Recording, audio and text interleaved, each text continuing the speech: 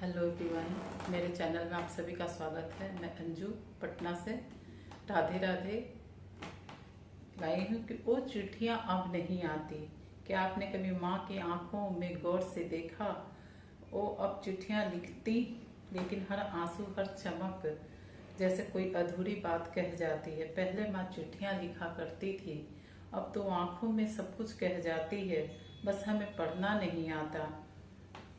ओ माँ जो कभी चिट्ठियों में दुआएं भेजा करती थी, अब वो अपनी नम आंखों में पूरी किताब समेट कर बैठी है, जिसे अब कोई नहीं पढ़ता, क्योंकि सबको अब टेक्स्ट मैसेज आसान लगता है। टेक्स्ट मैसेज एक जमाना था जब माँ हर रविवार बैठती थी, तारकोल की स्याही से साफ अक्षरों में बेटा तुम ठीक हो न लिखा करती थी। वो चिट्ठियां सिर्फ खबरें नहीं होती थी, वो माँ का स्पर्श, आशीर्वाद और इंतजार होता था।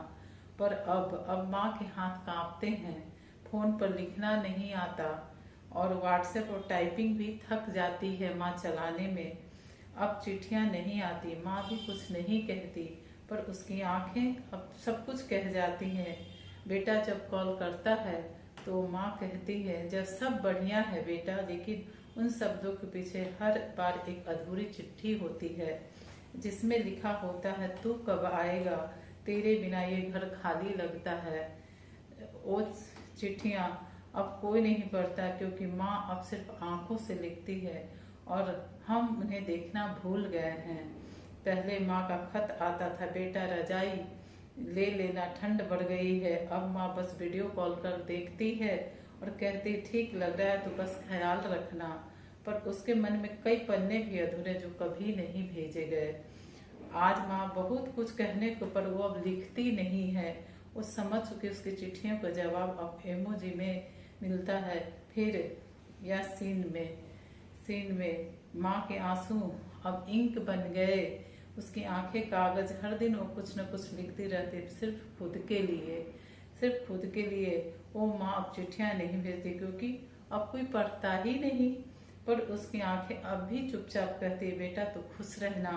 हर बार वो फोन काटती, उसकी आंखों में एक पूरा खत लिखा रह जाता है। पढ़ सको तो पढ़ लेना, क्योंकि वो चिट्ठियां अब डाक से नहीं आंखों से भेजी जाती है। ये संवेदनशील स्टोरी मैं यहीं पे समाप्त करती हूँ। आप सभी को पसंद आए तो आप सभी इनको लाइक के कमेंट शेयर करते, मुझे भी सुनाते हुए मेरे आंसू निकल आते हैं, लेकिन आप सबों के सामने मैं रखती हूँ, क्योंकि मैं ये महसूस करती हूँ। दोस्तों तब तक के लिए राम राम।